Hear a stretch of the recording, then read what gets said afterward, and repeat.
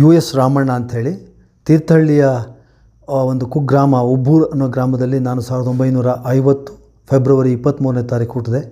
ನನ್ನ ತಂದೆ ಹೆಸರು ಯು ಟಿ ಶಾಮಯ್ಯಗೌಡ ಅಂಥೇಳಿ, ನನ್ನ ತಾಯಿ ಕಮಲಮ್ಮ. ಸೊ ಆ ಹಳ್ಳಿನಲ್ಲೇ ಬೆಳೆದಂಥವನು ನಾನು. ಸುಮಾರು 5ನೇ ಕ್ಲಾಸ್ ತನಕ ನನ್ನ ಓದು ಆ ಹಳ್ಳಿನಲ್ಲೇ ನಡೆಯಿತು. 1975ರಲ್ಲಿ ಅಭಿವೃದ್ಧಿ ಅಧ್ಯಯನ ಸಂಸ್ಥೆಯಲ್ಲಿ ರಿಸರ್ಚ್ ಅಸಿಸ್ಟೆಂಟ್ ಆಗಿ ನಾನು ಕೆಲಸಕ್ಕೆ ಸೇರಿಕೊಂಡೆ. ಆನಂತರ ಕುವೆಂಪು ಕನ್ನಡ ಅಧ್ಯಯನ ಸಂಸ್ಥೆಯ ಮಾನಸ ಗಂಗೋತ್ರಿಯಲ್ಲಿರುವಂಥ ಜಾನಪದ ವಸ್ತು ಸಂಗ್ರಹಾಲಯದಲ್ಲಿ ಕ್ಷೇತ್ರ ಸಹಾಯಕನಾಗಿ ಸುಮಾರು ಒಂದು 10 ವರ್ಷ ಕೆಲಸ ಮಾಡಿದೆ. ಆನಂತರ ಕ್ಯೂರೇಟರಾಗಿ 1992ರಿಂದ 2005ರವರೆಗೆ ಕ್ಯೂರೇಟರಾಗಿ ಕೆಲಸ ಮಾಡಿದೆ. ದೇಶದಾದ್ಯಂತ ವಸ್ತು ಸಂಗ್ರಹಾಲಯಕ್ಕೆ ವಸ್ತುಗಳನ್ನು ಸಂಗ್ರಹ ಮಾಡೋ ಕೆಲಸದಲ್ಲಿ ತೊಡಗಿದ್ದೆ. ಆ ಸಂಬಂಧವಾಗಿ ಲಂಡನ್ನಲ್ಲೂ ಕೂಡ ಹೋಗಿ ಅಲ್ಲಿ ವಸ್ತುಗಳನ್ನು ಪ್ರದರ್ಶನ ಮಾಡಿ ಕೂಡ ಬಂದಿದ್ದೆ. ಅಲ್ಲೂ ಏಕವ್ಯಕ್ತಿ ಪ್ರದರ್ಶನ ಕೂಡ ಮಾಡಿದ್ದೇನೆ. ನಾನು ಸುಮಾರು 2-2.5 ಸಾವಿರ ವಸ್ತುಗಳನ್ನು ಸಂಗ್ರಹ ಮಾಡಿದ್ದೇನೆ ಇಲ್ಲಿವರೆಗೂ. ನಾನು ಬಾಲ್ಯದಿಂದಲೂ ನನಗೆ ರಂಗಭೂಮಿಯ ಆಸಕ್ತಿ ಬೆಳೀತು. ಆದರೆ ರಂಗಭೂಮಿನಲ್ಲಿ ಕೆಲಸ ಮಾಡಿರಲಿಲ್ಲ. ಆದರೆ ಮನೆಯಲ್ಲೇ ಇದ್ಕೊಂಡು ನಮ್ಮ ಊರಿನಲ್ಲಿ ನಮ್ಮದು ಒಂದೇ ಮನೆ ಇತ್ತು. ಕುವೆಂಪು ಹೇಳೋ ಹಾಗೆ ಊರೆಂದರೆ ಒಂದೇ ಮನೆ ಅನ್ನೋ ಹಾಗೆ ನಮ್ಮ ಉಬ್ಬೂರು ಅನ್ನೋದು ಒಂದೇ ಮನೆ ಆಗಿತ್ತು. ಆಗ ಅಲ್ಲಿ ರೇಡಿಯೋ ಆಗಿರಲಿ ಅಥವಾ ಇನ್ನು ಯಾವುದೇ ಥರದ ಮಾಧ್ಯಮಗಳು ನಮಗೆ ಇರಲಿಲ್ಲ. ಸಂಜೆ ಹೊತ್ತು ನಮ್ಮ ಅಪ್ಪ ಕೂತ್ಕೊಂಡು ಏನಾದರೂ ಮಾಡು ಅಂತ ಹೇಳಿದಾಗ ನಾನು ಮನೆಗೆ ಬಂದವರ ಅನುಕರಣೆ ಮಾಡ್ತಾಯಿದ್ದೆ. ಅದು ನನಗೆ ಈ ರಂಗಭೂಮಿಯಲ್ಲಿ ಆಸಕ್ತಿ ಬೆಳೆಯೋದಕ್ಕೆ ಕಾರಣವಾಯಿತು. ಹಾಗಾಗಿ ನಾನು ಸುಮಾರು ನನ್ನ ಬಾಲ್ಯದಿಂದಲೂ ನಟನೆಗೆ ಸಂಬಂಧಪಟ್ಟ ಕೆಲಸ ಮಾಡ್ತಾ ಬಂದಿದ್ದೆ. ಬಟ್ಟು ನನ್ನ ಕೆಲಸ ಶುರು ಮಾಡಿದ್ದು ಅಂದರೆ 1967ರಲ್ಲಿ ಮೈಸೂರಿನಲ್ಲಿ ಒಂದು ಶಾರದಾ ಕಲಾ ಸಂಘ ಅಂತ ಸಂಘದಲ್ಲಿ ಸೇರಿಕೊಂಡು ವಿಠಲ್ ರಾವ್ ಅಂತ ಹೇಳಿ ಅದರ ಮುಖ್ಯಸ್ಥರು, ಅವರ ಜೊತೆಯಲ್ಲಿ ಸೇರಿಕೊಂಡು ನಾಟಕಗಳನ್ನು ಮಾಡೋದಕ್ಕೆ ಶುರು ಮಾಡಿದೆ. ನಾನು ಬೇರೆ ಬೇರೆ ಊರುಗಳಲ್ಲಿ ಆಗಲೇ ಮಾಡ್ತಾಯಿದ್ದೆ. ವಿಠಲ್ ರಾವ್ ಜೊತೆ ಸೇರ್ಕೊಂಡ್ಬಿಟ್ಟು ರಾಣಿಬೆನ್ನೂರು, ಆಮೇಲೆ ಈ ಥರ ಸಣ್ಣ ಸಣ್ಣ ಊರುಗಳಲ್ಲೆಲ್ಲ ಹೋಗಿ ನಾಟಕಗಳನ್ನು ಮಾಡ್ತಾಯಿದ್ದೆ ಅವ್ರ ಜೊತೆ ಸೇರಿಕೊಂಡು. ಅದಾದ ನಂತರ ನಾನು MAಗೆ ಮೈಸೂರಿಗೆ ಬಂದ ಮೇಲೆ ನನಗೆ ಇದು ನನ್ನ ಒಂದು ಕ್ಷೇತ್ರವಾಗಿ, ಅಂದರೆ ರಂಗಭೂಮಿ ಕ್ಷೇತ್ರಕ್ಕೆ ಒಂದು ಒಳ್ಳೆಯ ತಳಪಾಯ ಹಾಕಿಕೊಟ್ಟಂಥ ಊರಾಯಿತು. ಹಾಗಾಗಿ ಇಲ್ಲಿವರೆಗೂ ಸುಮಾರು 51 ವರ್ಷಗಳ ಕಾಲ ನಾನು ಮೈಸೂರಿನಲ್ಲೇ ಕಳೀತಾ ಇದ್ದೀನಿ. ಅಲ್ಲಿ ನನಗೆ ರಂಗಭೂಮಿ ಜೊತೆಯಲ್ಲಿ ತುಂಬ ನಂಟಿದೆ ಮತ್ತು ಎಲ್ಲ ಸಂಘ ಸಂಸ್ಥೆಗಳ ಜೊತೆಯಲ್ಲೂ ಕೆಲಸ ಮಾಡ್ತಾ ಬಂದಿದ್ದೀನಿ. ನಾನು ಅಲ್ಲಿ ನಿರ್ದೇಶಕನಾಗಿಯೂ ನಟನಾಗಿಯೂ ಆಮೇಲೆ ನಿರ್ಮಾಪಕನಾಗಿಯೂ ಕೆಲಸ ಮಾಡ್ತಾ ಬಂದಿದ್ದೀನಿ. ಮೊದಲು ಸಂಸ್ಥೆ ಅಂತ ಹೇಳ್ಬಿಟ್ಟು ಶರತ್ ಅನ್ನೋ ಜೊತೆ ಸೇರಿಕೊಂಡು ಅವರು ಕಾರ್ಯದರ್ಶಿ ಆಗಿದ್ದರು. ನಾನು ಪ್ರೆಸಿಡೆಂಟಾಗಿ ಕೆಲಸ ಮಾಡಿದೆ. ಸುಮಾರು 5 ವರ್ಷಗಳ ಕಾಲ ಅದನ್ನು ನಿರಂತರ ಮಾಡಿದು. ಆದರೆ ಕಾರಣಾಂತರಗಳಿಂದ ಅದು ಹಿಂದಕ್ಕೆ ಉಳಿತು. ಆಮೇಲೆ ಅದನ್ನು ಮಾಡೋಕ್ಕಾಗಲಿಲ್ಲ. ನಂತರ ರಂಗಪಣತ ಉಬ್ಬೂರು ಅಂತ ಹೇಳ್ಬಿಟ್ಟು ಒಂದು ಸಂಸ್ಥೆಯನ್ನು ಡಿ ತಿಪ್ಪಣ್ಣವ್ರ ಜೊತೆ ಸೇರ್ಕೊಂಡು ಮಾಡಿದೆ. ನಾನು ಅಧ್ಯಕ್ಷ ಆಗಿದ್ದೆ. ಅವರು ಈಗಲೂ ಕಾರ್ಯದರ್ಶಿಗಳಾಗಿ ಕೆಲಸ ಮಾಡ್ತಾಯಿದ್ದಾರೆ. ಆ ಮೂಲಕ ನಾವು ಸುಮಾರು ನಾಟಕಗಳನ್ನು ರಂಗಕ್ಕೆ ತಂದಿರೋದು ಉಂಟು. ಅದನ್ನು ಈಗಲೂ ಮಾಡ್ತಾನೇ ಇದ್ದೀವಿ. ಆ ಜೊತೆಗೆ ನನ್ನ ತಂದೆ ತಾಯಿ ಹೆಸರಿನಲ್ಲಿ ರಂಗ ಪ್ರಶಸ್ತಿ ಮತ್ತು ಜಾನಪದ ಪ್ರಶಸ್ತಿಯನ್ನು ಕೊಡ್ತಾಯಿದ್ದೀನಿ. ತಂದೆ ಹೆಸರಿನಲ್ಲಿ ಒಬ್ಬರು ಪಟೇಲ್ ಶಾಮಯ್ಯಗೌಡ ರಂಗ ಪ್ರಶಸ್ತಿ ಅಂತ ಹೇಳಿಯೂ, ಮತ್ತು ತಾಯಿ ಹೆಸರಿನಲ್ಲಿ ಜಾನಪದ ಸಂಬಂಧಪಟ್ಟಂಥ ಒಂದು ಪ್ರಶಸ್ತಿಯನ್ನು ಕೊಡ್ತಾ ಬಂದಿದ್ದೀನಿ ಇದುವರೆಗೂ. ನಟನೆ ನನಗೆ ತುಂಬ ಇಚ್ಛೆ ಪಡುವಂಥ ಒಂದು ಇದು ಸಬ್ಜೆಕ್ಟು. ಹಾಗಾಗಿ ಅದನ್ನು ಸುಮಾರು ಬಾಲ್ಯದಿಂದಲೂ ನಾನು ಮಾಡ್ತಾ ಬಂದಿದ್ದೀನಿ. ಬಾಲ್ಯ ಕಳೆದು ನಾನು ಹೈಸ್ಕೂಲಿಗೆ ಬಂದಾಗ ನಾನು ಏಕವ್ಯಕ್ತಿ ಪ್ರದರ್ಶನ ಮತ್ತು ಮೌನ ಆ್ಯಕ್ಟಿಂಗ್ ಮಾಡುವಂಥದ್ದನ್ನು ಶುರು ಮಾಡಿದೆ. ಅದು ಇಲ್ಲಿವರೆಗೂ ಸುಮಾರು 270 ಶೋಗಳನ್ನು ನಾನು ಮಾಡಿದ್ದೀನಿ. ಅಲ್ಲಿ ನಾನು ತಮಿಳು, ತೆಲುಗು ಮತ್ತು ಕನ್ನಡ ಹೀಗೆ ಬೇರೆ ಬೇರೆ ಭಾಷೆಗಳನ್ನ ಇಟ್ಕೊಂಡು ಮಾಡ್ತಾ ಬಂದಿದ್ದೆ ನಾನು. ಆ ಕಾಲದಿಂದಲೂ ನನ್ನನ್ನು ಜನ ಅದರಲ್ಲಿ ತುಂಬ ಇಷ್ಟಪಟ್ಟಿದ್ದಾರೆ. ಆಮೇಲೆ ನನಗೆ 1970ರಲ್ಲಿ ನನ್ನ ಬ್ರೂಟಸ್ ಪಾತ್ರಕ್ಕೆ ರಾಜ್ಯ ಮಟ್ಟದ ಬಂಗಾರದ ಪದಕ ಕೂಡ ನಾನು ಪಡ್ಕೊಂಡಿದ್ದೆ. ನಟನೆ ಜೊತೆಗೆ ನಿರ್ದೇಶನ ಮಾಡಿದ್ದೀನಿ. ಸುಮಾರು 17 ನಾಟಕಗಳನ್ನು ನಿರ್ದೇಶನ ಮಾಡಿದ್ದೀನಿ. ನಟನೆಯಲ್ಲಿ 108 ನಾಟಕಗಳನ್ನು ಮಾಡಿದ್ದೀನಿ. ವಿವಿಧ ಪಾತ್ರಗಳನ್ನು ಮಾಡಿದ್ದೀನಿ. ಅಲ್ಲಿ ಚಮ್ಮಾರನಿಂದ ಹಿಡಿದು ಬುದ್ಧನವರೆಗಿನ ಪಾತ್ರಗಳನ್ನು ಮಾಡಿದ್ದೀನಿ. ಹಾಗಾಗಿ ಅದರಲ್ಲಿ ನನಗೆ ತುಂಬ ಸಂತೋಷ ಇದೆ. ಹಾಗೆಯೇ ನೃತ್ಯ ಸಂಯೋಜನೆ ಕೂಡ ನಾನು ಮಾಡಿದ್ದೀನಿ. ಅದೊಂದು 20 ನೃತ್ಯ ಸಂಯೋಜನೆಯಾಗಿದೆ. ಹೀಗೆ ಬೇರೆ ಬೇರೆ ವಿಭಾಗಗಳಲ್ಲಿ ಕೆಲಸ ಮಾಡ್ತಾ ಬಂದಿದ್ದೀನಿ. ಅದಕ್ಕೆ ಕರ್ನಾಟಕ ನಾಟಕ ಅಕಾಡೆಮಿ ಗುರುತಿಸಿ ನನಗೆ 2011ರಲ್ಲಿ ನನಗೆ ನಾಟಕ ಅಕಾಡೆಮಿ ಪ್ರಶಸ್ತಿ ಕೊಟ್ಟು ಪುರಸ್ಕಾರ ಮಾಡಿದೆ. ನನಗೆ ಸುರುಚಿ ರಂಗಮನೆಗೆ ಅನೇಕ ನಾಟಕಗಳಿಗೆ ನೇಪಥ್ಯವನ್ನು ಮಾಡಿಕೊಟ್ಟಿದ್ದೀನಿ ನಾನು. ಈಗಲೂ ಕೂಡ ನೇಪಥ್ಯಕ್ಕೆ ಸಂಬಂಧಪಟ್ಟಂಥದ್ದು ಮಾಡುವಂಥದ್ದಿದೆ. ನನ್ನ ನಾಟಕಗಳಿಗೂ ಕೂಡ ನಾನೇ ಮಾಡಿಕೊಂಡಿದ್ದು. ಉದಾಹರಣೆ, ಬಾಂಬೆಗೆ ಹೋದಾಗ ರಾಷ್ಟ್ರೀಯ ನಾಟಕೋತ್ಸವದಲ್ಲಿ ಭಾಗವಹಿಸಬೇಕಾಗಿತ್ತು. ಆಗ ಕೂಡ ನಾವು ಆ ಪಾತ್ರಗಳ ಜೊತೆಯಲ್ಲೇ ಅದರ ಪರಿಕರಗಳನ್ನು ಈ ಥರದನ್ನೆಲ್ಲ ಮಾಡ್ಕೊಂಡು ಮಾಡಿರುವಂಥದ್ದು ಉಂಟು ಅದರಲ್ಲಿ. ಆ ನಾಟಕ ಬಾಂಬೆನಲ್ಲಿ ತುಂಬ ಹೆಸರು ಗಳಿಸ್ತು ಕೂಡ. ಸಮಷ್ಟಿ ನಾಟಕದ ಮೂಲಕ ನಾನು ಸಂಘಟನೆ ಶುರು ಮಾಡಿದ್ದೆ. ಅದಕ್ಕೂ ಮೊದಲು ನಾನು ಹೈಸ್ಕೂಲಲ್ಲಿದ್ದಾಗಲೇ ಶಾರದಾ ಕಲಾ ಸಂಘದ ಜೊತೆ ಮಾಡ್ತಾನೆ ನನ್ನದೇ ಆದ ಒಂದು ಸಂಸ್ಥೆನೂ ಕಟ್ಕೊಂಡಿದ್ದೆ. ಅದರಲ್ಲಿ ಸಣ್ಣ ಪುಟ್ಟ ನಾಟಕಗಳನ್ನು ಮಾಡೋದು, ಪಾತ್ರ ಮಾಡೋದು, ನಿರ್ದೇಶನ ಮಾಡೋದು ಮಾಡ್ತಾಯಿದ್ದೆ. ಆ್ಯಕ್ಚುಲಿ ನನ್ನ ಮನೆಯ ಮೇಲ್ಭಾಗದಲ್ಲಿ ಒಂದು 30-15 ಅಡಿ ಅಗಲದ ಒಂದು ರೂಮ್ ಇತ್ತು. ಅದರಲ್ಲಿ ಸುಮಾರು 30-40 ಜನ ಸೇರಿಸಿ ನಾಟಕಗಳನ್ನು ಮಾಡ್ತಾಯಿದ್ದು ಉಂಟು. ಆಗ ಎಲ್ಲ ಪ್ರತಿಯೊಂದೂ ನಾವೇ ಮಾಡ್ತಾಯಿದ್ದು. ಬಟ್ ಅದು ಹುಡುಗಾಟಿಕೆಯಲ್ಲಿ ಮಾಡಿದ್ದು ಆದ್ದರಿಂದ ಅದಕ್ಕೆ ಯಾವ ರೀತಿ ಕಟ್ಟಬೇಕು ಅನ್ನೋದು ನನಗೆ ಗೊತ್ತಿಲ್ಲ. ಅಂತೂ ನಾವು ಆ ಕಾಲದಿಂದನೂ ಮಾಡ್ತಾ ಬಂದಿರೋದು ಉಂಟು. ಅದರಲ್ಲಿ ಆ ಸಂಬಂಧಪಟ್ಟ ಹಾಗೆ ಹಣಗಳನ್ನು ಸಹ ಸಂಗ್ರಹ ಮಾಡಿ ಮಾಡ್ತಾಯಿದ್ದು ಉಂಟು ಅದನ್ನು. ಆಗ ಅಲ್ಲಿ ತಿಪ್ಪೇರುದ್ರಸ್ವಾಮಿ, ಎಚ್.ಎಂ. ಚೆನ್ನಯ್ಯ ಅವರು ಕೂಡ ನಮ್ಮ ಮನೆ ಹತ್ರನೇ ಇದ್ದರು, ಶಿವಮೊಗ್ಗದಲ್ಲಿ ಒಂದು ಬೀದಿನಲ್ಲಿ. ಆ ಸಂದರ್ಭದಲ್ಲಿ ಅವ್ರ ಹತ್ರನೂ ಸಹ ದುಡ್ಡು ಎತ್ತಿ ನಾವು ನಾಟಕಗಳನ್ನು ಮಾಡೋದಕ್ಕೆ ಪ್ರಯತ್ನ ಪಟ್ಟಿದ್ದೆ ಕೂಡ. ಆಮೇಲೆ ಸಂಘಟನೆಗೆ ಸಂಬಂಧಪಟ್ಟ ಹಾಗೆಯೇ ಆ ಸಮಷ್ಟಿಯ ಮೂಲಕ ನಾನು ಅಧ್ಯಕ್ಷನಾಗಿ ಸುಮಾರು 5 ವರ್ಷಗಳ ಕಾಲ ನಾಟಕ ಮಾಡೋದಲ್ಲಿ.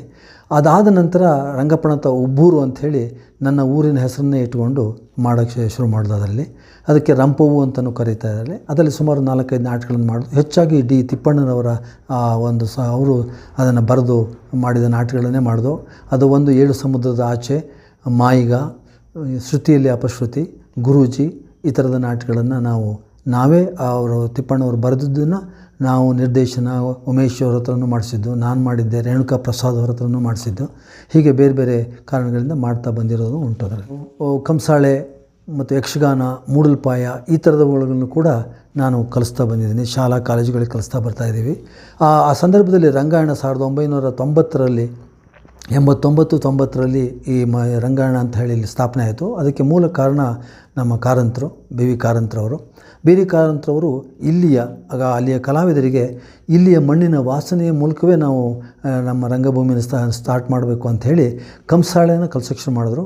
ಕಂಸಾಳೆ ಮತ್ತು ಯೋಗ 2 ಮೊದಲು ಕಲಿಸಿದ ಕಲೆಗಳಲ್ಲಿ ನಾನು ಮತ್ತು ಕುಮಾರಸ್ವಾಮಿ ಕಂಸಾಳೆ ಮಹಾದೇವನವರ ಶಿಷ್ಯ, ಮಗ ಅವರು, ನಾನು ಕಂಸಾಳೆ ಮಹಾದೇವನವರ ನೇರ ಶಿಷ್ಯ. ನಮ್ಮಿಬ್ಬರನ್ನ ಕರೆಸಿದ್ರು. ಅವರು ಕಲಿಸ್ಕೊಟ್ಟು ಸುಮಾರು 1-1.5 ವರ್ಷಗಳ ಕಾಲ ನಿರಂತರವಾಗಿ ಕಂಸಾಳೆಯನ್ನು ಕಲಿಸ್ಕೊಟ್ಟಿದ್ದು. ಅದಾದ ನಂತರ ಸಾಣೆಹಳ್ಳಿ, ಆಮೇಲೆ ಮೈಸೂರಿನ NSD, ಬೆಂಗಳೂರಿನ NSD, ಹುಬ್ಬಳ್ಳಿಯಲ್ಲಿ ಒಂದು ಸಂಸ್ಥೆಗೆ, ಹೀಗೆ ಬೇರೆ ಬೇರೆ ಸಂಸ್ಥೆಗಳಲ್ಲಿ ಸಂಬಂಧಪಟ್ಟ ಹಾಗೇ ತರಗತಿಗಳನ್ನು ತೆಗೆದುಕೊಂಡು ಕೆಲಸನೂ ಮಾಡಿದ್ವಿ ನಾವು. ಆಮೇಲೆ ಇಲ್ಲಿ ಲೋಕಲ್ ಮೈಸೂರಿನ ಅನೇಕ ಸಂಘ ಸಂಸ್ಥೆಗಳ ಜೊತೆಯಲ್ಲಿ ಅವರ ಬೇಸಿಗೆ ಶಿಬಿರದಲ್ಲಿ ಭಾಗವಹಿಸಿ ಅವರಿಗೆ ರಂಗಭೂಮಿಗೆ ಸಂಬಂಧಪಟ್ಟದ್ದು ಮತ್ತು ಜಾನಪದಕ್ಕೆ ಸಂಬಂಧಪಟ್ಟಂಥ ಕೆಲವು ವಿಷಯಗಳನ್ನು ಹೇಳಿಕೊಟ್ಟು ತಿಳಿಸಿರುವಂಥದ್ದು ಇದೆ. ಅನೇಕ ತಂಡಗಳ ಜೊತೆ ನಿಲ್ಲಿದ್ದೀನಿ ಮೈಸೂರಲ್ಲೇ. ಇಲ್ಲಿ ನಾನು ಮಾಡ್ತಾನೆ ಬಂದಿದ್ದೀನಿ. ಕದಂಬ ರಂಗವೇದಿಕೆ ಇರ್ಬೋದು, ಸುರುಚಿ ರಂಗಮನೆ, ಅವರಂತೂ ನನಗೆ ತುಂಬ ಪ್ರೋತ್ಸಾಹ ಕೊಟ್ಟಿದ್ದಾರೆ. ವಿಜಯ ಮೇಡಮ್ ಅಂತೂ ನನಗೆ ಯಾವತ್ತಾರು ಒಂದೊಂದು ದಿವಸ ಕರೆದು ಒಂದೊಂದು ನಾಟಕ ಮಾಡಿಸಿ ಡೈರೆಕ್ಷನ್ ಮಾಡಿ ಅಂತ ಹೇಳ್ತಾ ಇದ್ದಿದ್ದು ಕೂಡ ಉಂಟು. ಹಾಗಾಗಿ ಸುರುಚಿ ಮನೆ, ಸಮತಿಂತು, ಕದಂಬ ವೇದಿಕೆ, ಆಮೇಲೆ ರಂಗಪ್ಪಣತ ಉಬ್ಬೂರು, ಸಮಷ್ಟಿ, ಹೀಗೆ ಆಮೇಲೆ ನೆರಳು, ಹೀಗೆ ಬೇರೆ ಬೇರೆ ಬೇರೆ ಸಂಸ್ಥೆಗಳಲ್ಲಿ ನಾನು ಕೆಲಸ ಮಾಡಿದ್ದುಂಟು. ಮೈಸೂರಿನ ಅನೇಕ ತಂಡಗಳ ಜೊತೆಯಲ್ಲಿ ನಾನು ಕೆಲಸ ಮಾಡಿದ್ದೀನಿ. ಸುಮಾರು ನಾನು 108 ನಾಟಕಗಳಲ್ಲಿ ಪಾತ್ರ ಮಾಡಿದ್ದೀನಿ. ಅವು ಬೇರೆ ಬೇರೆ ಇದಾಗಿದ್ದಾವೆ. ಹೈದರ್ ಆಗಿರ್ಬೋದು, ರಾವಣ ಆಗಿರ್ಬೋದು, ಹೀಗೆ ವಿಕ್ರಮ್ ಅಂಥೇಳಿ ಈ ಥರದ್ದು ಅಂತ ಆಗಿರೋದಾಗಿರ್ಬೋದು, ಇಂದ್ರ ಆಗಿರ್ಬೋದು, ರಾಮ ಆಗಿರ್ಬೋದು, ಹೀಗೆ ಬೇರೆ ಬೇರೆ ಪಾತ್ರ, ಬುದ್ಧ, ಹೀಗೆ ಬೇರೆ ಬೇರೆ ಪಾತ್ರಗಳನ್ನು, ಚಮ್ಮಾರ, ಹೀಗೆ ಅನೇಕ ಪಾತ್ರಗಳನ್ನು ಮಾಡಿದ್ದೀನಿ. ಹಾಗಾಗಿ ಇಂಥ ಪಾತ್ರಗಳು ಅಂತ ಹೇಳಿದ್ರೆ 108 ಪಾತ್ರಗಳಲ್ಲಿ ನಾಟಕಗಳಲ್ಲಿ ಮಾಡಿರೋದ್ರಿಂದ ಚಮ್ಮಾರನಿಂದ ಹಿಡಿದು ಬುದ್ಧನವರೆಗಿನ ಬೇರೆ ಬೇರೆ ಬೇರೆ ಬೇರೆ ಪಾತ್ರಗಳನ್ನು ನಾನು ಮಾಡ್ಕೊಂಬಂದು ಹಿಜಡನ ಪಾತ್ರನೂ ಮಾಡಿದ್ದೀನಿ. ಹೀಗೆ ಅವೆಲ್ಲವೂ ಜನ ಮೆಚ್ಚಿದ್ದಾರೆ ಮತ್ತು ಪತ್ರಿಕೆಗಳು ಕೂಡ ಆ ಬಗ್ಗೆ ಸಂತೋಷಪಟ್ಟು ನನ್ನ ಬಗ್ಗೆ ಬರೆದಿದ್ದು ನನಗೆ ಸಂತೋಷ ಉಂಟು ಮಾಡಿದೆ.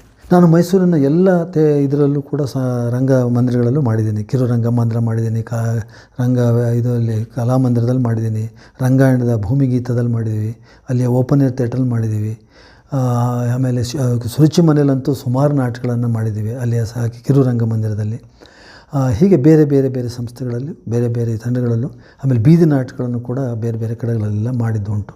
ಅನೇಕ ನಾಟಕಗಳಲ್ಲಿ ಬೇರೆ ಬೇರೆ ಥರದ ಅನುಭವಗಳು ನನಗೆ ಸಿಕ್ಕಿದೆ. ನನ್ನ ಒಂದು ಸುಮಾರು ಇಷ್ಟು ವರ್ಷದ ಜರ್ನಿಲೇ ಸುಮಾರು ಈಗ ನನ್ನ 6ನೇ ದಶಕಕ್ಕೆ ಕಾಲಿಟ್ಟಿದ್ದೀನಿ ನಾನು ನಾಟಕ ಮಾಡ್ತಿರೋದ್ರಲ್ಲಿ. ಅದರಲ್ಲಿ ಅನೇಕ ನೋವುಗಳು, ಸಂತೋಷಗಳು, ಈ ಥರದವೆಲ್ಲ ನನಗೆ ಸಿಕ್ಕಿವೆ. ಅದರ ಸಂಬಂಧಪಟ್ಟಾಗೇ ನಮ್ಮ ಶ್ರೀಮತಿಯವರು ಯಾವಾಗಲೂ ನೀವು ಒಂದು ಪುಸ್ತಕ ತನ್ನಿ ಅಂತಿದ್ದಾರೆ. ನಾನು ಜಾನಪದದಲ್ಲೂ ಕೆಲಸ ಮಾಡಿದ್ರಿಂದ ಜಾನಪದದಲ್ಲೂ ಕೂಡ ನನ್ನ ಕ್ಷೇತ್ರ ಕಾರ್ಯದಲ್ಲಿ ಆದಂಥ ಅನುಭವಗಳನ್ನ ಇಟ್ಕೊಂಡು ಒಂದೆರಡು ಪುಸ್ತಕ ತರಬೇಕು ಅನ್ನೋ ಒಂದು ಆಸೆ ಈಗ ಹುಡ್ತಾ ಇದೆ. ಆಗ ನಾನು ಅದರ ಬಗ್ಗೆ ವಿವರವಾಗಿ ಹೇಳಬೇಕು ಅಂತ ಇದ್ದೀನಿ. ನಡೆದಂಥ ಘಟನೆಗಳು, ಆದಂಥ ನೋವುಗಳು, ಹೊರಗಡೆ ಹೋದಾಗ ನಮಗೆ ತೊಂದರೆಗಳಾಗಿರುವಂಥದ್ದು, ಇವೆಲ್ಲವನ್ನೂ ನಾನು ನೆನಪು ಮಾಡಿಕೊಂಡ್ರೆ ಹೇಳಬೇಕು ಅಂತ ಅನಿಸ್ತಿರ್ತದೆ. ಸೊ ಹಾಗಾಗಿ ಅದನ್ನು ಬರಿಬೇಕು ಅಂತ ಇದ್ದೀನಿ. ಆ ಸಂದರ್ಭ ಸಿಕ್ಕಾಗ ಬರೆದಾಗ ಬಹುಶಃ ಅದು ಸಮಾಜಕ್ಕೆ ನಾನು ಪುಸ್ತಕ ರೂಪದಲ್ಲಿ ಕೊಡಬಲ್ಲೆ ಅಂತ ಅನಿಸುತ್ತೆ. ನಾನು 1970ರಿಂದ ಮೈಸೂರಿನ ಥಿಯೇಟ್ರ್ನಲ್ಲಿ ಕೆಲಸ ಮಾಡ್ತಾ ಬಂದಿದ್ದೀನಿ. ಆಗಲಿಂದನೂ ಮೈಸೂರಿನ ನಾಟಕಗಳ ಬೆಳವಣಿಗೆ ಬೇರೆ ಬೇರೆ ರೀತಿಯಲ್ಲಿ ಆಗಿದೆ ಅನ್ನೋದಕ್ಕೆ ಅನೇಕ ಉದಾಹರಣೆಗಳನ್ನು ಕೊಡ್ಬೋದು. ಆದರೆ ನಾನು ಸಂಕ್ಷಿಪ್ತವಾಗಿ ಹೇಳೋದಕ್ಕೆ ಇಷ್ಟಪಡೋದು ಏನಂತಂದರೆ, ನಾವು ಅನೇಕ ಆ ಸಂದರ್ಭದಲ್ಲಿ ಸಮುದಾಯ ಇಲ್ಲಿ ಬಂತು, ಸಮುದಾಯದ ಜೊತೆನೂ ನಾವು ಕೆಲಸ ಮಾಡಿದ್ವು. ಆಗ ನಮಗೆ ಬೇರೆ ಬೇರೆ ಕಡೆ ಹೋಗುವಂಥ ಒಂದು ಅವಕಾಶಗಳು ಸಿಕ್ತು. ಅಂಥ ಸಂದರ್ಭಗಳಲ್ಲಿ ನಮಗೆ ನಾವು ಚಿಕ್ಕಮಗಳೂರಿಗೆ ಹೋಗಿರ್ಬೋದು, ಬೆಂಗಳೂರಿಗೆ ಹೋಗಿರ್ಬೋದು. ಬೆಂಗಳೂರಿನ ರವೀಂದ್ರ ಕಲಾಕ್ಷೇತ್ರದ ಹಿಂಭಾಗದಲ್ಲಿ ಹೈದರ್ ನಾಟಕ ಮಾಡಿದಾಗ ಅಲ್ಲಿ ಜನರೆಲ್ಲ ತುಂಬ ಸಂತೋಷಪಟ್ಟಿದ್ದು, ಇವನ್ನು ಕಾರಂತರು ಕೂಡ ಅಲ್ಲಿ ಬಂದು ನೋಡಿದ್ದನ್ನು ನಾವು ಗಮನಿಸಿದ್ದೀನಿ ನಾನಾಗ. ಹಾಗೆ ಬೇರೆ ಬೇರೆ ನಾಟಕಗಳನ್ನು ನಾವು ಬೇರೆ ಬೇರೆ ಕಡೆಗಳಲ್ಲಿ ತೊಗೊಂಡು ಹೋಗಿರೋದಂಥದ್ದು ಮತ್ತು ದಸರಾ ಟೈಮ್ನಲ್ಲಿ ದಸರಾ ಉತ್ಸವಕ್ಕಾಗಿ ನಾಟಕಗಳನ್ನು ಮಾಡಿರೋವಂಥದ್ದು. ಹಾಗೆಯೇ ಬೇರೆ ಬೇರೆ ಕಡೆಗಳಲ್ಲಿ ಕರ್ನಾಟಕ ನಾಟಕ ಅಕಾಡೆಮಿಯ ಮೂಲಕ ನಾಟಕಗಳನ್ನು ಮಾಡಿದ್ದೀವಿ ನಾವು. ಅದನ್ನು ಕರ್ನಾಟಕದ ಬೀದರಿಗೆ ಹೋಗಿ ಮಾಡಿದ್ದೀವಿ, ಗುಲ್ಬರ್ಗದಲ್ಲಿ ಮಾಡಿದ್ದೀವಿ, ಬೆಂಗಳೂರಿನಲ್ಲಿ ಮಾಡಿದ್ದೀವಿ, ಆಮೇಲೆ ಚಿಕ್ಕಮಗಳೂರಿನಲ್ಲಿ, ಹೀಗೆ ಬೇರೆ ಬೇರೆ ಬೇರೆ ಕಡೆಗಳಲ್ಲೆಲ್ಲ ನಾಟಕೋತ್ಸವಗಳು ಎಲ್ಲಿ ನಡೀತಾ ಇದ್ದಾವೋ ಅಲ್ಲೆಲ್ಲ ಮಾಡಿದ್ದೀವಿ. ಆದರೆ ಅದು ನಮ್ಮ ತಂಡ ಅಂತಲೇ ಅಂತಲ್ಲ, ಕದಂಬ ವೇದಿಕೆಯಿಂದ ಆಗಿರ್ಬೋದು, ಸುರುಚಿ ಮನೆ ರಂಗಮನೆಯಿಂದ ಆಗಿರ್ಬೋದು, ಹೀಗೆ ಬೇರೆ ಬೇರೆ ಕಡೆಯಿಂದ ಸಮತೆಂತುವಿಂದನೂ ಕೂಡ ನಾವು ಬೇರೆ ಕಡೆಗಳೆಲ್ಲ ಹೋಗಿ ಮಾಡಿರೋವಂಥದ್ದು ಉಂಟದನ್ನು. ಸೊ ಜನ ಅದನ್ನು ಇಷ್ಟಪಟ್ಟಿದ್ದಾರೆ ಕೂಡ.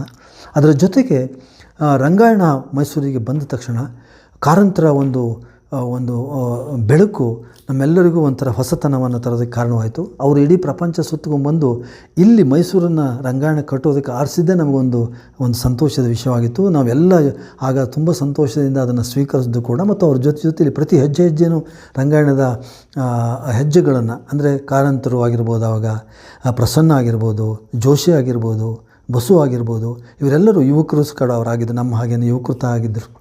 ಅದರ ರಂಗಾಯಣದ ಬಿ ವಿ ಕಾರಂತರು ಒಂಥರ ಹೊಸ ಸಂಚಲನನೇ ಉಂಟು ಮಾಡಿದ್ರು ಆ ಸಂದರ್ಭದಲ್ಲಿ. ಸೊ ನಾವು ಪ್ರತಿ ನಾಟಕ ಹೊರಗಡೆಯಿಂದ ಬಂದಂಥ ದೇಶದಾದ್ಯಂತದ ನಾಟಕಗಳೆಲ್ಲ ಬರ್ತಿದ್ವು, ವಿದೇಶದ ನಾಟಕಗಳೆಲ್ಲ ಬರ್ತಾಯಿದ್ದು.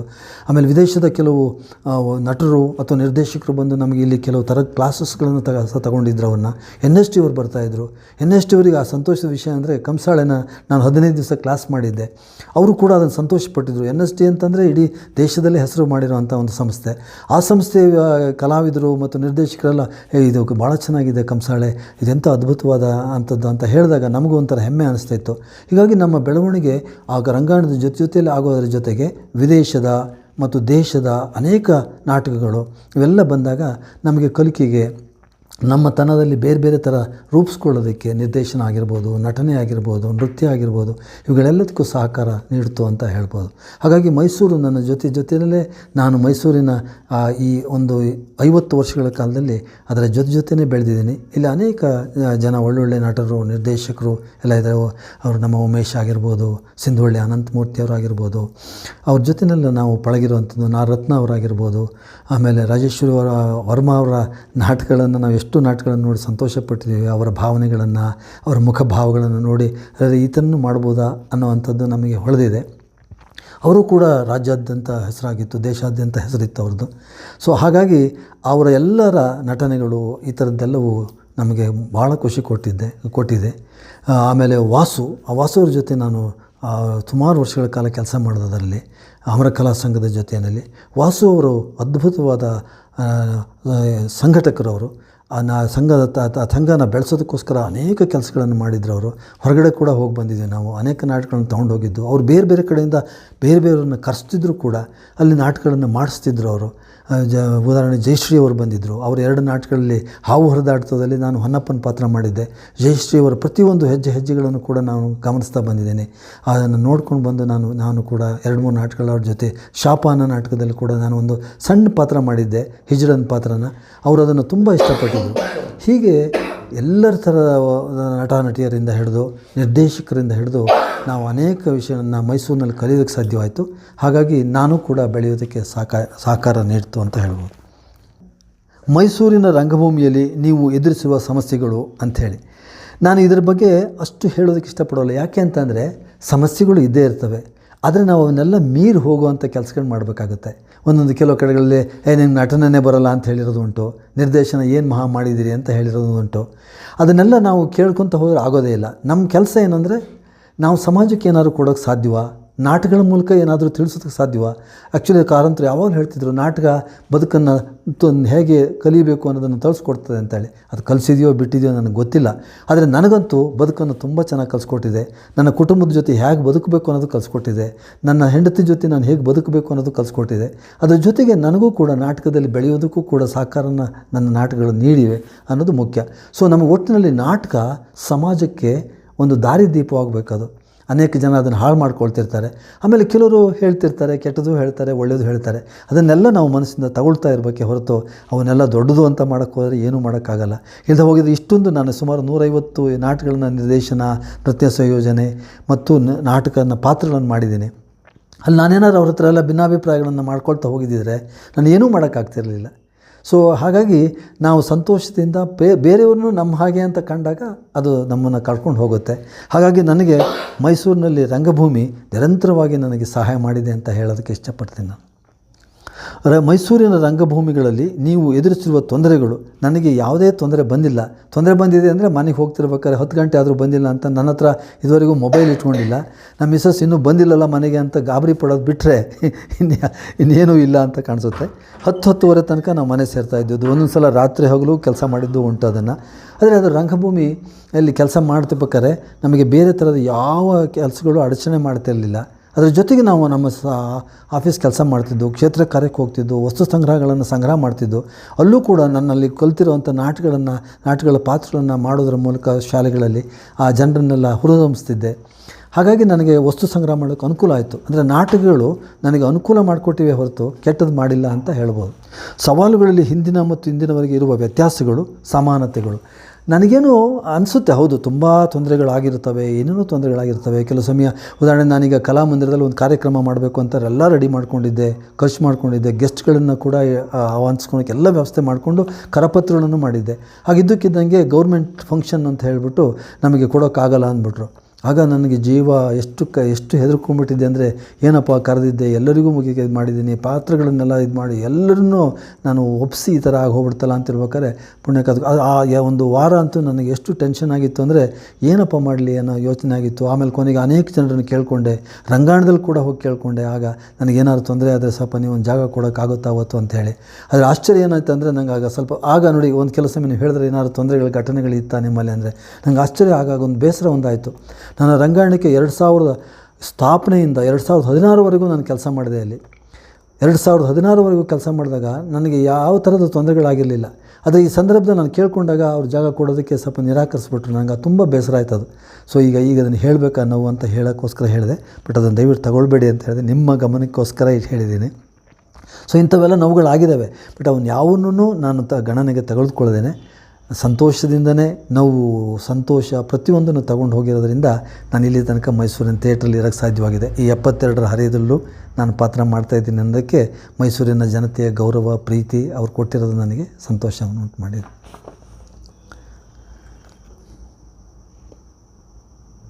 ಮೈಸೂರಿನ ರಂಗಭೂಮಿ ಬೆಳೆದು ಬಂದ ಬಗ್ಗೆ ನಿಮ್ಮ ಅನಿಸಿಕೆ, ಅನುಭವಗಳು. ಇಲ್ಲಿ ನಿಜಕ್ಕೂ ಮೆಚ್ಚಬೇಕು. ಯಾಕೆಂದರೆ ಹವ್ಯಾಸಿಗಳ ಜೊತೆಗೇ ಇಲ್ಲಿ ಕೆಲವು ರಂಗತಂಡಗಳು, ಸಂಸ್ಥೆಗಳು ಕಟ್ಕೊಂಡೇ ಅವರು ಒಂಥರ ಹವ್ಯಾಸಿಗಳ ಅಲ್ಲೇ ವೃತ್ತಿ ಕಲಾವಿದರು ಕೂಡ ಇಲ್ಲಿ ಕೆಲಸ ಮಾಡಿರೋದು ಉಂಟು. ನಾವು ಬಸ್ ಸ್ಟ್ಯಾಂಡಿನ ಎದುರುಗಡೆ ಇರುವ ಟೌನ್ ಹಾಲಿನ ನಾಟಕಗಳನ್ನು ಕೂಡ ನಾನು ನೋಡಿದ್ದುಂಟು. ಅಲ್ಲಿಯೂ ಕೂಡ ನಾನು ನಾಟಕಗಳನ್ನು ಮಾಡಿದ್ದೀನಿ. ಅಲ್ಲೊಂದು ಘಟನೆ ನಡೀತು, ಅದನ್ನು ನಿಮ್ಗೆ ಹೇಳಬೇಕು ಅಂತ ಕಾಣಿಸುತ್ತೆ. ನಾನೊಂದು ಸಣ್ಣ ಪಾತ್ರ ಮಾಡಿದ್ದೆ ಅಲ್ಲಿ. ಆಗ ಒಬ್ಬ ವ್ಯಕ್ತಿ, ಅವ್ರ ಹೆಸರು ಹೇಳೋದಕ್ಕೆ ಇಷ್ಟಪಡೋಲ್ಲ, ಬೆಂಗಳೂರಿನಿಂದ ಬಂದಿದ್ದೀನಿ ನಾನು ಅಂಥೇಳಿ ನನ್ನ ಹತ್ರ ಮಾತಾಡಿ, ನೀವು ಟೌನ್ ಹಾಲಲ್ಲಿ ಒಂದು ಪಾತ್ರ ಮಾಡಬೇಕು, ನಿಮಗೆ ನೆಕ್ಸ್ಟು ನಿಮಗೆ ಸಿನಿಮಾದಲ್ಲಿ ಹೀರೋ ಮಾಡ್ತೀನಿ ಅಂತ ಹೇಳಿಲ್ಲ ನನ್ನನ್ನು ಹುರಿದುಂಬಿಸ್ಬಿಟ್ರು. ನಾನು ಅದಕ್ಕೆ ಒಪ್ಕೊಂಡೆ.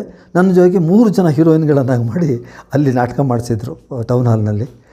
ಆ ಅನುಭವ ನನಗೆ ಇವತ್ತಿಗೂ ಕಂಡ್ದಂಗಿದೆ. ಆದರೆ ಏನಾಯಿತು ಅಂದರೆ, ನಾನು ಎಲ್ಲರ ಹತ್ರನೂ ನಂಗೆ ತುಂಬ ಚೆನ್ನಾಗಿ ಪರಿಚಯ ಇದ್ದರು. ಹಾಗಾಗಿ ಚೆನ್ನಾಗಿ ದುಡ್ಡು ಕಲೆಕ್ಟ್ ಆಯಿತು. ಸುಮಾರು ನಾನು ಹೇಳ್ತಿರೋದು ಇದೊಂದು 30 ವರ್ಷಗಳ ಹಿಂದಿನ ಮಾತು. ಆಗ ಸುಮಾರು 5,500 ಸಾವಿರ ರೂಪಾಯಿ ದುಡ್ಡು ಕಲೆಕ್ಟ್ ಆಯಿತು. ಅದನ್ನು ತೊಗೊಂಡಾಗ ಅವ್ರಿಗೆ ಹಾಗೆ ಕೊಟ್ಟೆ. ಅವರು ಅರ್ಧ ನಾಟಕ ಮಾಡಿಸ್ಬಿಟ್ಟು, ಅರ್ಧ ನಾಟಕ ಇಂಟರ್ವ್ಯೂಲ್ ಆದಮೇಲೆ ಆತ ಮತ್ತು ಅವನ ಜೊತೆ ಬಂದ ಒಂದು 2-3 ಜನ ಕೇಳದೆ ಹೊರಟೆ ಹೋಗ್ಬಿಟ್ರು. ಆಮೇಲೆ ಜನ ಅಂದರೆ ಜನ ಬಂದಿದ್ದಾರೆ ನಾಟಕದಲ್ಲಿ. ನಾಟಕ ಶುರು ಆಗ್ತಾ ಇಲ್ಲ, ಏನು ಮಾಡೋದು? ಕೊನೆಗೆ ನಾನೇ ಹೋಗಿ ಅವರನ್ನೆಲ್ಲ ಕ್ಷಮೆ ಕೇಳಿಕೊಂಡು ಈ ಥರ ತೊಂದರೆ ಆಗಿದೆ ಕ್ಷಮೆ ಕೇಳಿದಾಗ ಸಂತೋಷದಿಂದ ಅವರು ಒಪ್ಕೊಂಡ್ರು. ಓ ಈ ಥರ ನಡೀತಾವ ಅಂತ ಹೇಳ್ಬಿಟ್ಟು ಎಲ್ಲ ನಗ್ತಾ ಹೋದರು. ಆಗ ನಾನಲ್ಲಿ ನಿಮ್ಮ ಮನೋರಂಜನೆಗೋಸ್ಕರ ನನ್ನ ಒಂದು ಏಕವ್ಯಕ್ತಿ ಪ್ರದರ್ಶನದ ನಾಟಕನ ಒಂದು ಮಾನೋ ಆ್ಯಕ್ಟಿಂಗ್ ಮಾಡಿ ತೋರಿಸ್ತೀನಿ ನಿಮಗೆ ಅಂಥೇಳಿ ದುರ್ಯೋಧನ ಪಾತ್ರನ ನಾನು ಮಾಡಿ ತೋರಿಸಿದಾಗ ಆ ಜನ ಎಲ್ಲ ಸಂತೋಷಪಟ್ಟು ಹೋಗಿದ್ದುಂಟು. ಇಂಥ ಘಟನೆಗಳು ನಡೆದಿದ್ದಾವೆ. ಆದರೆ ನಿರಂತರವಾಗಿ ಮೈಸೂರಿನಲ್ಲಿ ಹವ್ಯಾಸಿ ರಂಗಭೂಮಿಯು ತನ್ನ ಕೆಲಸನ ಮಾಡ್ಕೊಳ್ತಾನೆ ಬಂದಿದೆ. ಹಾಗೆಯೇ ವೃತ್ತಿ ಕಲಾವಿದರು ಕೂಡ ಕೆಲಸ ಮಾಡ್ಕೊಳ್ತಾ ಅವರ ಹೊಟ್ಟೆಪಾಡಿಗೋಸ್ಕರ ಜೀವನ ಮಾಡ್ಕೊಳ್ತಾನೆ ಬಂದಿದ್ದಾರೆ. ಇವರಿಗೂ ಅವರಿಗೆ ಅನೇಕ ಕೆಲಸಗಳು ನಡೆದಿದ್ದಾವೆ. ಹೆಣ್ಮಕ್ಳು ಕೂಡ ಮಾಡಿದ್ದಾರೆ, ಗಂಡಸರು ಕೂಡ ಮಾಡಿದ್ದಾರೆ. ಹೆಣ್ಮಕ್ಳು ಕೂಡ ಬೇರೆ ಬೇರೆ ಈಗ ನಮ್ಮಲ್ಲಿ ಹವ್ಯಾಸ ರಂಗಭೂಮಿಯಲ್ಲಿ ಎಲ್ಲರೂ ಕೆಲವು ಸಮಯ ಕಲಾವಿದರು ಹೆಣ್ಮಕ್ಳು ಸಿಗದಿದ್ದಾಗ ಅವ್ರನ್ನ ಕರೆಸಿ ನಾಟಕ ಮಾಡಿ ಅವರಿಗೆ ಹಣ ಕೊಟ್ಟಿರೋದು ಉಂಟಿದು. ಈ ಥರ ನಿರಂತರವಾಗಿ ಮೈಸೂರಿನಲ್ಲಿ ರಂಗಭೂಮಿಗೆ ಯಾವುದೇ ಥರದ ಕೊರತೆ ಆಗಿಲ್ಲ. ಜನ ಕೂಡ ಪ್ರೋತ್ಸಾಹ ಕೊಡ್ತಾನೆ ಬಂದಿದ್ದಾರೆ. ಅವರ ಮನಸ್ಸು ಬಹಳ ದೊಡ್ಡದು ಮೈಸೂರಿನ ರಂಗಭೂಮಿ. ಯಾಕೆಂದರೆ ಬಹುಶಃ ಅರಮನೆಯ ಹಿನ್ನೆಲೆಯಲ್ಲಿ ಇದ್ದಿದ್ದರಿಂದ, ರಾಜರ ಒಂದು ಪ್ರೋತ್ಸಾಹದ ಹಿನ್ನೆಲೆ ಇದ್ದಿದ್ದರಿಂದ ಇಲ್ಲಿಯ ಜನ ಈಗಲೂ ಕೂಡ ಆ ಪ್ರೋತ್ಸಾಹ ನೀಡ್ತಾ ಬಂದಿದ್ದಾರೆ ಅಂತ ಹೇಳ್ಬೋದು. ಮೈಸೂರಿನ ರಂಗಭೂಮಿಯ ಕೊರತೆಗಳು, ನಿಜಕ್ಕೂ ಮೈಸೂರಿನಲ್ಲಿ ಕೊರತೆಗಳು, ಈಗ ಕೊರತೆ ಅಂತ ನಾವು ಹೇಳ್ಕೊಂಡಾಗ ಕೊರತೆಗಳು ಅಂತ ಹೇಳ್ಬೋದು. ಅವನ್ನೆಲ್ಲ ದಾಟಿ ನಾವು ಕೆಲಸ ಮಾಡಬೇಕಾಗುತ್ತೆ. ಕೊರತೆ ಅಂದಾಗ ಕೆಲಸ ಮಾಡೋದಕ್ಕೆ ಆಗೋದಿಲ್ಲ. ಸೊ ಹಾಗಾಗಿ ಆದರೆ ನಮ್ಮಲ್ಲಿ ಎಲ್ಲ ಅನೇಕ ಥಿಯೇಟ್ರುಗಳಿಗೆ ಎಲ್ಲ ಕಡೆನೂ ಓಪನ್ ಆಗಿದೆ. ನೀವು ಮೈಸೂರಿನ 4 ದಿಕ್ಕುಗಳಲ್ಲೂ 4 ಕಡೆಗಳಲ್ಲೂ ಇದು ಥಿಯೇಟ್ರುಗಳು ಓಪನ್ ಆಗಿರೋದ್ರಿಂದ ಕೆಲಸ ಮಾಡೋದಕ್ಕೆ ಏನೂ ತೊಂದರೆ ಇಲ್ಲ. ಎಲ್ಲಿ ಹೋದರೂ ನಿಮಗೆ ಕೆಲಸ ಮಾಡ್ಬೋದು. ಇಲ್ಲಿ ಓಪನ್ ಏರ್ ಥಿಯೇಟ್ರುಗಳಿದ್ದಾವೆ. ನೀವು ಕುವೆಂಪು ನಗರಕ್ಕೆ ಬಂದರೆ ಸುರುಚಿ ರಂಗಮನೆ ಇದೆ. ಅವರು ಸಂತೋಷದಿಂದ ನಮಗೆ ಕೆಲಸ ಮಾಡೋಕ್ಕೆ ನಮ್ಮನ್ನು ಕರೀತಾರೆ, ಬನ್ನಿ ಅಂತ ಹೇಳ್ತಾರೆ, ಮಾಡಿಕೊಡ್ತಾರೆ. ಹಾಗೆ ಕಿರು ರಂಗಮಂದಿರ ಇದೆ ಮತ್ತು ದೊಡ್ಡ ರಂಗಭೂಮಿನೂ ಇದೆ. ಆಮೇಲೆ ರಂಗದಲ್ಲಿ ಕೂಡ ನಮಗೆ ವರ್ಷಕ್ಕೊಂದು ಸಲ ಕಾರ್ಯಕ್ರಮ ಇಟ್ಟು ಕೆಲವು ಹವ್ಯಾಸ ರಂಗಭೂಮಿ ಕಲಾವಿದರನ್ನು ಕೂಡ ಕರೆಸಿ ಕೆಲಸ ಮಾಡಿಸ್ತಾರೆ. ಹೀಗೆ ಬೇರೆ ಬೇರೆ ಬೇರೆ ಸಂಸ್ಥೆಗಳಲ್ಲೆಲ್ಲ ನಮಗೆ ಕೆಲಸ ಮಾಡೋಕ್ಕೆ ತುಂಬ ಅನುಕೂಲ ಇದೆ. ಮೈಸೂರು ನಿಜಕ್ಕೂ ನಾಟಕಗಳ ಸ್ವರ್ಗ ಅಂತ ಹೇಳಿದ್ರು ತಪ್ಪಾಗಲಾರ್ದು. ಆಮೇಲೆ ನಿರಂತರವಾಗಿ ಸಂಸ್ಥೆಗಳು ಅಷ್ಟೇ, ಹವ್ಯಾಸಿ ತಂಡಗಳು ಸುಮಾರಿದೆ ನಮ್ಮಲ್ಲಿ. ಅವರೆಲ್ಲರೂ ಕೆಲಸ ಮಾಡ್ತಿದ್ದಾರೆ. ಯುವಕರಂತೂ ಈಗ ಮುಂದೆ ಬಂದಿದ್ದಾರೆ.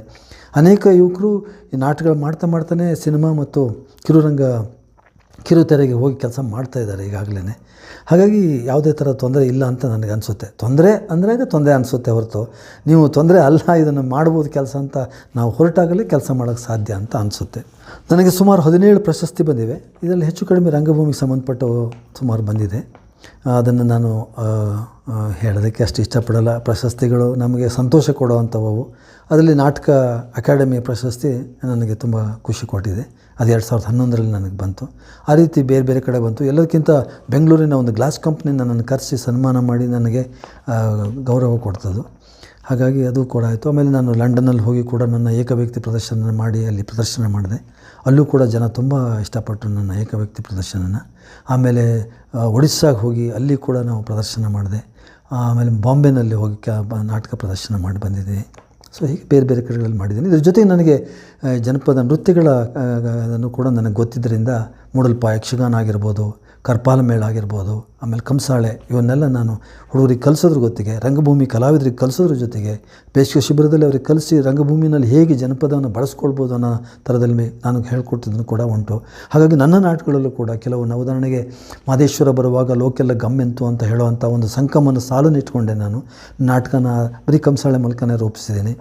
ಆಮೇಲೆ ಅಭಿಮನ್ಯು ಕಾಳಗ ಅಂತ ಹೇಳ್ಬಿಟ್ಟು ಅಭಿಮನ್ಯುನ ಕಾಳಗನ ಮಹಾಭಾರತದ ಸಂಬಂಧಪಟ್ಟ ಕಾಳಗನ ಕಂಸಾಳೆ ಮೂಲಕವೇ ರಂಗಾಯಣದ ಶಿಬಿರಾರ್ಥಿಗಳಿಗೆ ರಂಗ ಶಿಬಿರ ಕಲಾವಿದರಿಗೆ ನಾನು 2016ರಲ್ಲಿ ಅಂತ ಕಾಣಿಸುತ್ತೆ ಅದನ್ನು ಮಾಡಿಸಿದ್ದೀನಿ. ಅದು ತುಂಬ ಚೆನ್ನಾಗಿ ಬಂದಿದೆ. ಕಂಸಾಳೆ ಮೂಲಕವೇ ಮಾಡಿಸಿದ್ದೀನಿ. ಅದರ CD ಬೇಕಾದರೆ ಇದೆ, ಅದನ್ನು ಗಮನಿಸ್ಬೋದು, ನೋಡ್ಬೋದು ಅದನ್ನು.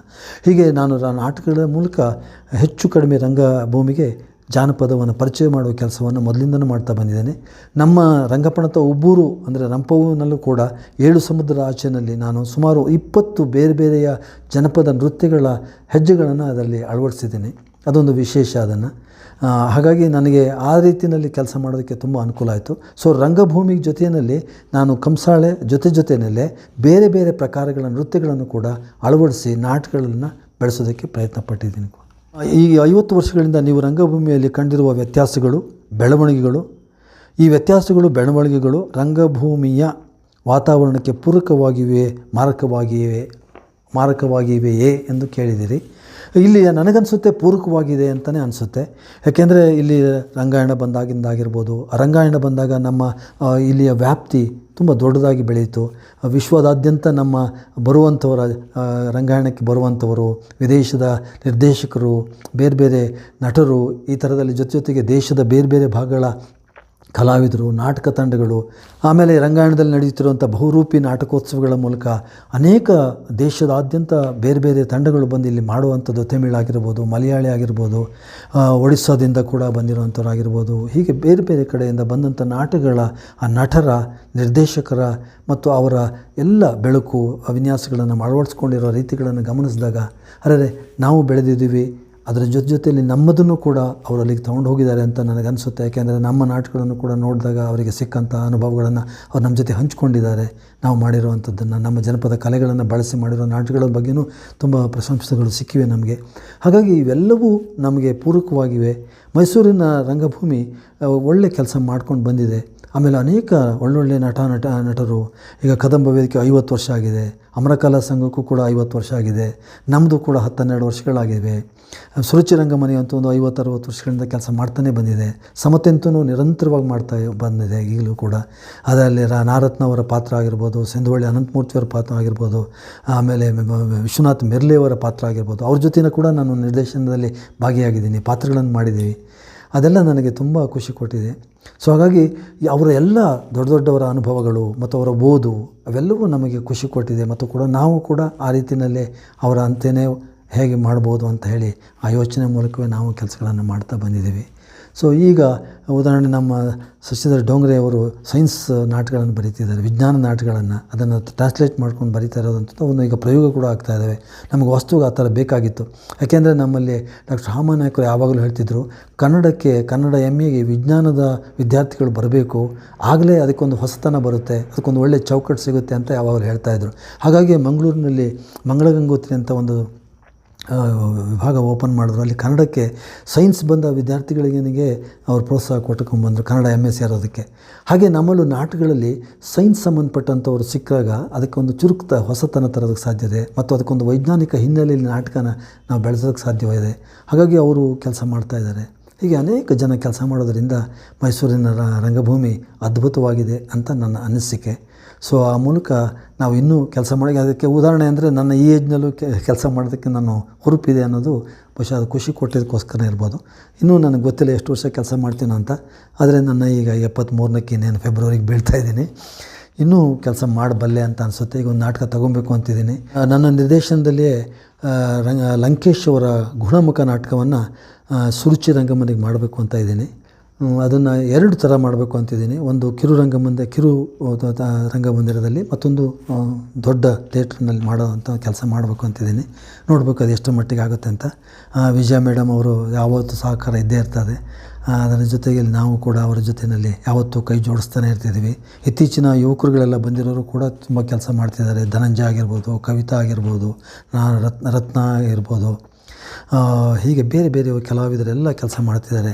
ಆಮೇಲೆ ಎಲ್ಲದಕ್ಕಿಂತ ಮಧು ಅವರು ನಮ್ಮೆಲ್ಲರನ್ನ ಆಗಾಗ ಬಂದು ಎಲ್ಲಿಂದ ಬರ್ತಿರ್ತಾರೋ, ನಾವು ನಾಟಕ ಮಾಡ್ತಿರೋಕ್ಕೆ ಬಂದು ಸರಿ ಹಿಡಿತಿರ್ತಾರೆ. ನಾವು ಒಂದು ತುಣುಕಲ್ಲಿ ಕಾಣ್ತಾನೆ ಇರ್ತೀವಿ. ಅಂಥದ್ದು ದಾಖಲಾತಿಗಳು ನಮ್ಮಲ್ಲಿ ತುಂಬ ಕಡಿಮೆ. ಈಗ ನಮಗೆ ದಾಖಲಾತಿಗಳು ಭಾಳ ಬೇಕು. ಅದಕ್ಕೆ ತುಂಬ ಪೂರಕವಾಗಿ ಕೆಲಸ ಮಾಡ್ತಿದ್ದಾರೆ ಮಧು ಅವರು. ನಿಜಕ್ಕೂ ಅವ್ರಿಗೆ ಹ್ಯಾಟ್ಸ್ ಆಫ್. ನನಗೆ ತುಂಬ ಖುಷಿ ಆಗ್ತಾಯಿದೆ. ಅಂಥವ್ರು ಆ ಕೆಲಸ ಮಾಡಲಿ, ಆಮೇಲೆ ಅವರು ಅದನ್ನು ಮಾಡಲಿ, ನಮ್ಮ ಪ್ರೋತ್ಸಾಹನೂ ಇದೆ. ಆಮೇಲೆ ಎಲ್ಲದಕ್ಕಿಂತ ನಮ್ಮ ಮೂರ್ತಿ ಸ್ಟುಡಿಯೋದವರು, ಮೂರ್ತಿಯವರು ಎಷ್ಟು ನಾಟಕಗಳನ್ನು ಅವರು ದಾಖಲಿಸಿದ್ದಾರೆ. ಆ ನಾಟಕಗಳನ್ನು ಎಲ್ಲ ದಾಖಲೆಗಳನ್ನು ನಾವು ಸಂಗ್ರಹ ಮಾಡಿದ್ರೆ ಒಂದು ಅದ್ಭುತವಾದ ಕೆಲಸಗಳನ್ನು ಮಾಡ್ಬೋದು ಅಂತ ಕಾಣಿಸುತ್ತೆ. ಹಾಗೆ ನಾಗರಾಜ್ ಶರ್ಮಾ ಅನ್ನೋರು ಕೂಡ ಆ ಕಾಲದಲ್ಲೂ ಇಲ್ಲಿದ್ದರು, ಈಗ ಬೆಂಗಳೂರಿನಲ್ಲಿ ಸೆಟ್ಲ್ ಆಗಿದ್ದಾರೆ. ಅವರು ಕೂಡ ಅನೇಕ ನಾಟಕಗಳ ತುಣುಕುಗಳನ್ನು ಅವರು ಸೆರೆ ಹಿಡಿದಿದ್ದಾರೆ. ಅವುಗಳನ್ನು ನಾವು ಸೆರೆ ತಗೊಂಡು ಆ ಸಂಬಂಧಪಟ್ಟಂಥ ಒಂದು ಸಣ್ಣ ಲೈಬ್ರರಿ ಥರ ಮಾಡೋದಂಥ ಸಾಧ್ಯತೆಗಳು ಇದೆ. ಮಾಡಿದ್ರೆ ಅದ್ಭುತವಾಗುತ್ತೆ. ಮೈಸೂರಿನ 50-60 ವರ್ಷಗಳ 70 ವರ್ಷಗಳ ಇತಿಹಾಸವನ್ನು ಈ ರೀತಿ ನಾವು ತಗೊಂಡು ಚಿತ್ರಗಳ ಮೂಲಕ ಇವನ್ನೆಲ್ಲ ಸಂಗ್ರಹ ಮಾಡಿ ಒಂದು ಕಡೆ ಮಾಡಿಟ್ರೆ ಅದ್ಭುತವಾದ ಒಂದು ಕೆಲಸ ಮಾಡೋದಕ್ಕೆ ಸಾಧ್ಯತೆ ಇದೆ ಅಂತ ನಾನು ಅಂದ್ಕೊಂಡಿದ್ದೀನಿ. ಆಗ ನಿರ್ದೇಶನ, ನಟನೆ, ಆಮೇಲೆ ಹಿನ್ನೆಲೆ, ಈ ಥರ ಯಾವುದೇ ಸಂಗೀತ, ರವೀಶ್ ಅವರ ಸಂಗೀತ ಎಷ್ಟು ಅದ್ಭುತವಾಗಿ ಮಾಡಿದ್ದಾರೆ. ಅವರು ಎಷ್ಟು ವರ್ಷಗಳಿಂದ ಮಾಡ್ತಾಯಿದ್ದಾರೆ ನಿರಂತರವಾಗಿ. ಆ ಥರದವರೆಲ್ಲ ಕೆಲಸ ಮಾಡೋದರಿಂದ ನಮಗೆ ಬೇಕು. ಆಮೇಲೆ ಯೋಗಣ್ಣವ್ರ ಜೊತೆ ನಾವು ಕೆಲಸ ಮಾಡಿರೋದು ಎಷ್ಟು ಖುಷಿ ಕೊಡುತ್ತೆ. ಅವರ ಹಾಡು, ಅವರ ನಟನೆ, ಅವರ ನಿರ್ದೇಶನ, ಅದರಲ್ಲೆಲ್ಲ ನಮಗೆ ಎಷ್ಟು ಖುಷಿ ಕೊಟ್ಟಿದೆ. ಅದು ಭಾಳ ಭಾಳ ಭಾಳ ಖುಷಿಯಾಗುತ್ತೆ. ಆಮೇಲೆ ನಮ್ಮ ಪುಟ್ಟಣ್ಣಯ್ಯನವರು ಅವರು ಅನೇಕ ಹಳೆಯ ರಂಗ ತಂಡಗಳ ಜೊತೆಲಿ ಕೆಲಸ ಮಾಡಿ ಬಂದಂಥವ್ರು ಈಗ ನಮ್ಮ ನಾಟಕಗಳಿಗೆ ಬಂದು ಮಾಡಿ ಒಂದು ಸಂಗೀತನ ಕೊಡಿ ನಮ್ಮ ನಾಟಕಕ್ಕೆ ಅಂದರೆ ಸಂತೋಷದಿಂದ ಬಂದು ಮಾಡಿಕೊಡ್ತಾರಲ್ಲ, ಎಂಥ ದೊಡ್ಡ ಕೆಲಸ ಅದು. ಈಗ ಅವರಿಗೂ 70-75 ವರ್ಷಗಳಾಗಿದೆ. ಆಮೇಲೆ ಡಿ ತಿಪ್ಪಣ್ಣ ಅವರು ಯಕ್ಷಗಾನ ಕೇಳಿ, ಆಮೇಲೆ ರಂಗಭೂಮಿ ಹಳೆಯ ನಾಟಕದ ಪಾತ್ರಗಳನ್ನು ಕೇಳಿ, ಹಾಡುಗಳನ್ನ ಕೇಳಿ ಎಲ್ಲ ಮಾಡ್ತಾರೆ. ಈಗಲೂ ಕೂಡ ಅವರು ಕಾಸ್ಟ್ಯೂಮ್ ಡಿಸೈನ್ ಮಾಡ್ತಾರೆ.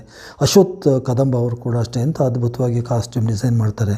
ಆಮೇಲೆ ನಮ್ಮ ಬಣ್ಣದ ಚಾವಡಿಯರ ರಾಮಣ್ಣ ಆಗಿರ್ಬೋದು, ಇವರೆಲ್ಲ ತುಂಬ ಒಳ್ಳೆಯ ಕೆಲಸ ಮಾಡ್ತಿದ್ದಾರೆ. ಇತ್ತೀಚೆಗೆ ಕೂಡ ಯುವಕರು ಮುಂದೆ ಬರ್ತಾ ಇದ್ದಾರೆ. ನಮ್ಮ ನರಸಿಂಹ ಆಗಿರ್ಬೋದು, ರಮೇಶ್ ಗುಬ್ಬಿ, ಈ ಥರದವರೆಲ್ಲ ಕೆಲಸ ಮಾಡ್ತಾಯಿದ್ದಾರೆ. ಅವರ ಸಹಕಾರನೂ ಖುಷಿ ಕೊಡ್ತಾ ಇದೆ. ಅವರೆಲ್ಲರೂ ಮುಂದೆ ಬಂದು ಇನ್ನೂ ಥಿಯೇಟ್ರನ್ನ ಬೆಳೆಸಲಿ ಅಂತ ಹೇಳೋ ಆಸೆ ಪಡ್ತಾ ನನ್ನ ಮಾತುಗಳನ್ನು ಮುಗಿಸ್ತೇನೆ. ನಮಸ್ಕಾರ.